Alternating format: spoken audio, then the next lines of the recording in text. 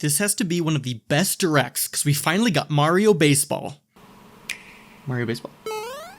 Please? No, that's tennis. We already got tennis on the Switch! I'm so mad. The latest entry in the Mario Tennis I'm so series mad. I got baited. This looks nothing like a baseball stadium, and I fell for it. Hi, I'm Tri, and we're going to talk about that Nintendo Direct, the September 2025 Meaty Direct. Meaty is good, but it depends on if you prefer chicken to beef. That is to say, it's pretty divisive online. I'm seeing people say that was one of, if not the worst Nintendo Direct they've seen, and some people saying that was a top 5 Direct of all time. I'll go through the major announcements or things that stood out to me, and at the end, let you know what I think. To start, we got a Mario 40th Anniversary reel with some fun behind the scenes concept art from past games, and I mentioned it in my live stream, but Mario is not one of my favorite Nintendo IPs. I've played quite a few of the games, but it's really Mario being the face of Nintendo that draws me to him. We got a look at the Super Mario Galaxy movie, and I am so excited. I always tell people the first Mario movie was not a 10, but it was my 10. It was a movie for the fans, and just seeing Nintendo on the silver screen is something that means a lot to me as the diehard fan that I am. So when those Galaxy motifs started to play in the background, I couldn't help but get chills. So stoked for that. They then showed off a double pack, or you can buy them separate, but Mario Galaxy and Mario Galaxy 2. I don't think I'm gonna get it. I'm glad that we can finally play all the 3D Mario games on Switch if you include Mario 3D All-Stars, but I don't think $70 for even both of them is something I'm interested in. We then got a Mario Sports title, and it wasn't basketball, soccer, or my personal favorite baseball. It was tennis again. I feel like Aces didn't go over super well, and I remember people really hating Ultra Smash on the Wii U. Last one I played was Mario Tennis Open on 3DS, and still feel like the GameCube version was the best one. I am super happy to see an adventure mode and Baby Waluigi and Wario. The next major thing we saw was a brand new Yoshi game, and it looks like a Yoshi game. Crafted World, Woolly World, and now Yoshi in the Mysterious Book. The gameplay seems to be different or have a different hook with trying to find these different characters, and it feels more like Yoshi's Island, but you can tell that Goodfeel is the team behind it. That kind of wrapped up the Mario stuff, and I think it's pretty solid for a 40th anniversary celebration. I don't think we're very close to seeing 3D Mario, so I'm not surprised the tease didn't happen here, and with Donkey Kong Bonanza being a recent release, I'm alright with them holding off and making that game special. We got a huge game next with Dinkum! I read that wrong, sorry. Tomodachi Life Living the Dream. This is gonna be a good time, just a good freaking time. If you saw my Miiverse 2 video, you'll know that I want this to be the future of Miis. I want Miis to make a comeback, and I think this game does a great job at updating the Mii style while still retaining that classic Mii essence. And we're getting it in spring. Awesome. The thing I want to talk about next is one of my favorite announcements bar none, and that's Hades 2.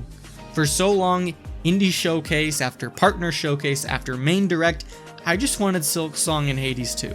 One of the two would have sufficed, and Supergiant pulled a Team Cherry. They said, oh yeah, you want our game, full 1.0 release? How about 2 weeks from now?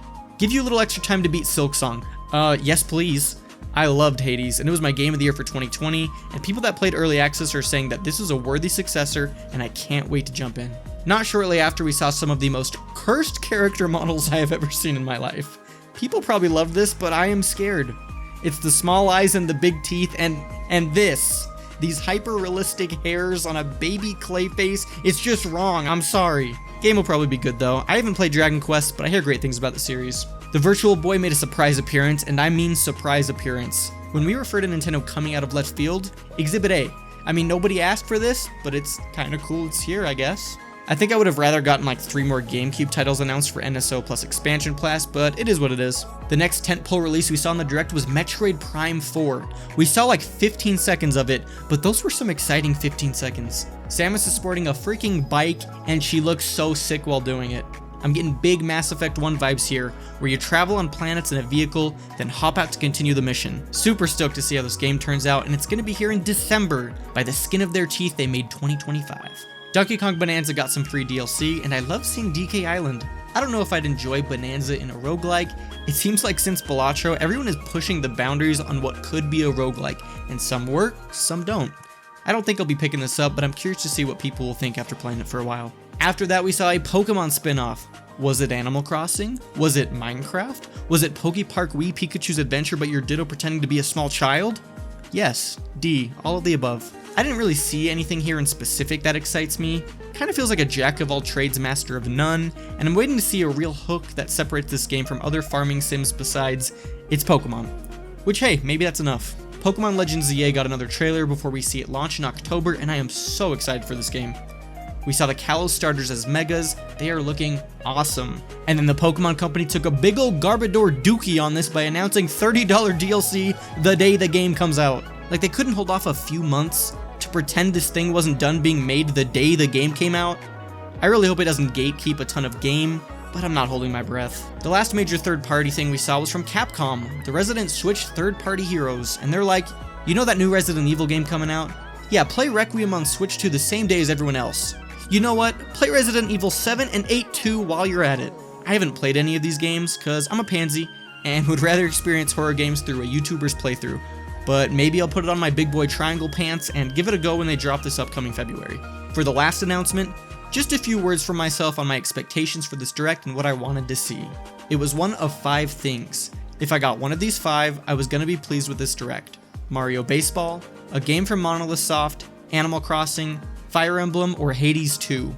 We got 2 of those things, and I think they're both pretty significant. Yet the last announcement was a successor to Fire Emblem 3 Houses, which if you haven't played it, please give it a chance. I played it for the first time last year and just had an absolute blast. I started with Fire Emblem Awakening on my 3DS, and it's grown into one of my favorite Nintendo IP the older I've gotten. I really wanted a nice JRPG from Nintendo to sink my teeth into, some kind of tactics, and I'm thrilled with this announcement. So as a whole, how's the Direct? I skipped a lot of announcements because it was a big one, over an hour long, and I think an issue I have with this Direct was that some of my favorite announcements were things we already knew about. I'm so excited for Metroid Prime 4, Tomodachi Life, and Pokémon Legends ZA, but we knew those were coming, and they're going to be on Switch 1.